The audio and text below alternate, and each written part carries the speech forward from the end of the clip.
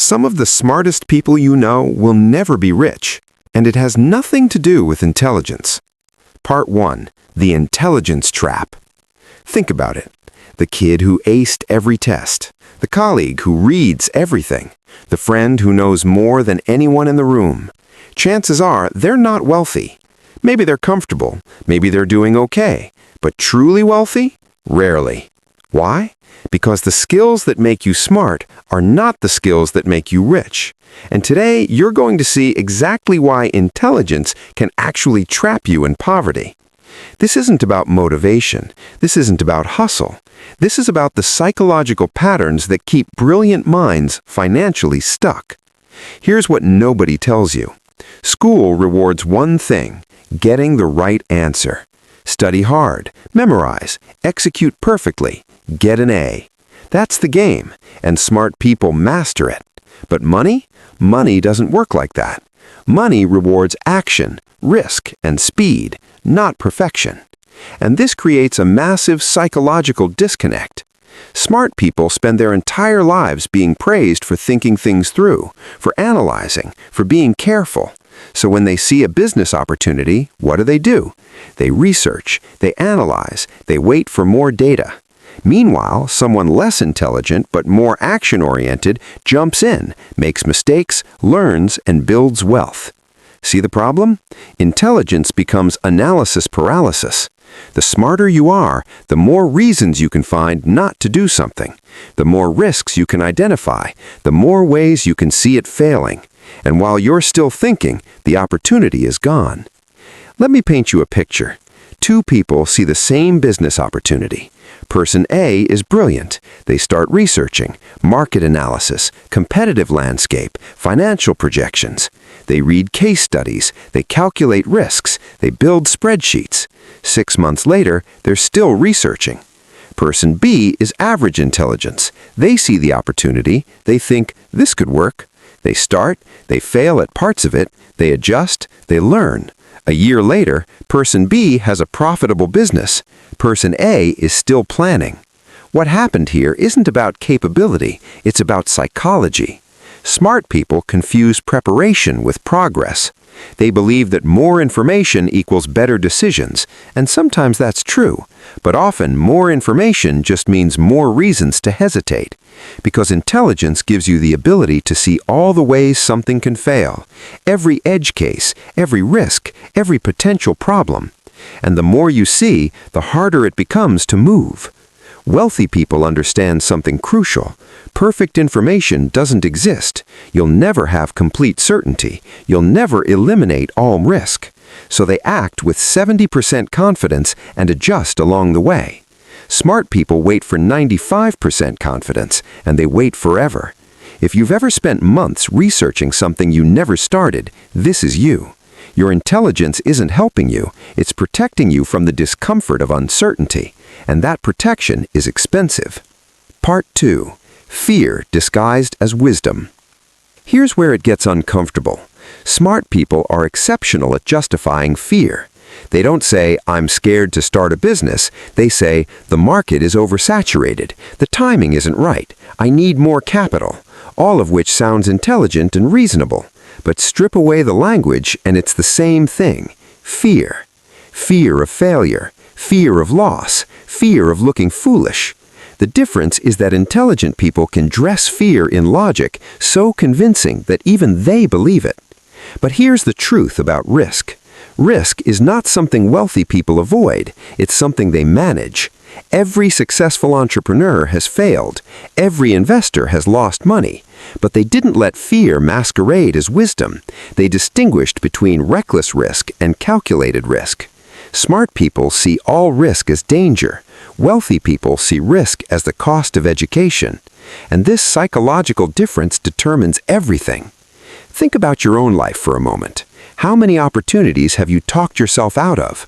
How many times have you found 10 logical reasons why something wouldn't work? Were those reasons real?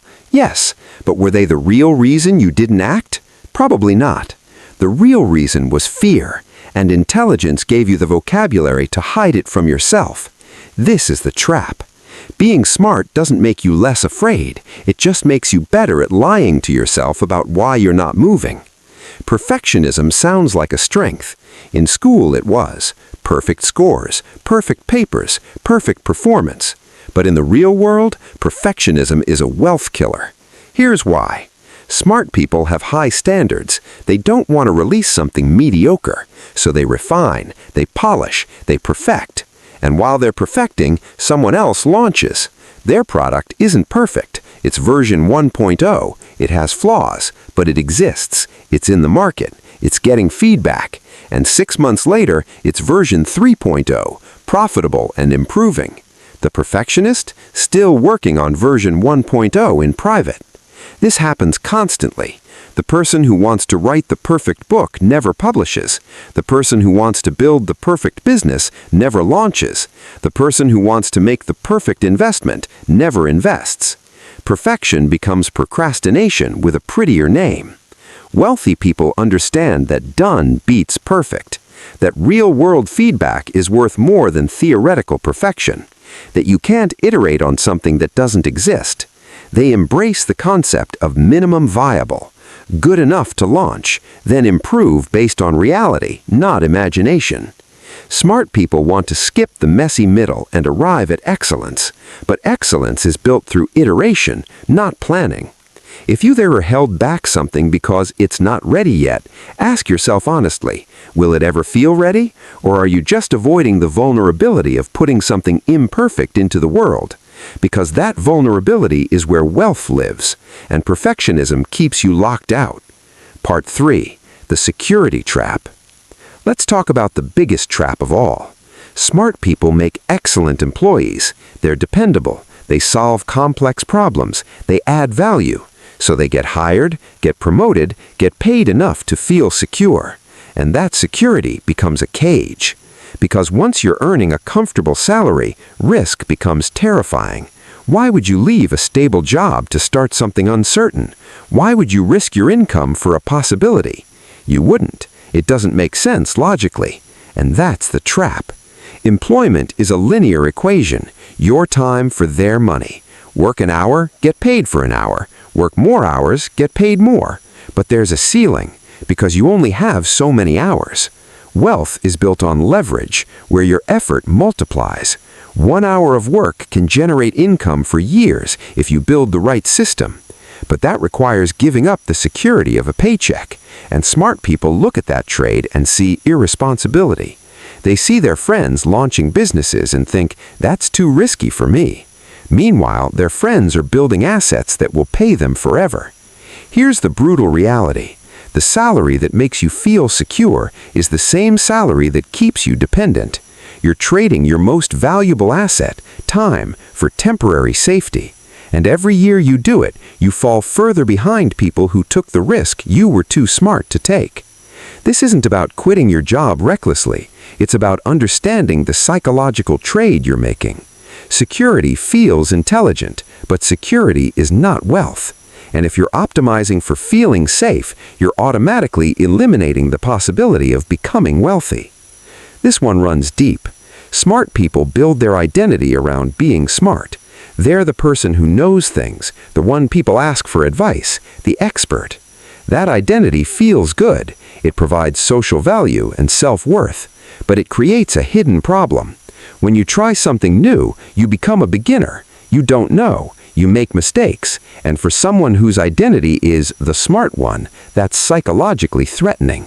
So unconsciously, you avoid situations where you might look uninformed. Starting a business? You don't know how. Too risky for your identity. Investing? You're not an expert. What if you lose money and look foolish? Taking a leap? What if people see you fail? This is identity protection, and it's invisible. You're not consciously thinking, I need to protect my image as a smart person. You're just feeling a vague discomfort that keeps you in your lane. But here's the truth. Wealth requires you to be a beginner, to not know, to look stupid temporarily. And if your identity can't handle that, you'll never build wealth.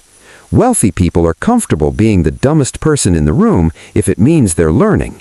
They're comfortable failing publicly if it means they're moving forward. Their identity isn't the smart one, it's the one who learns fast by doing.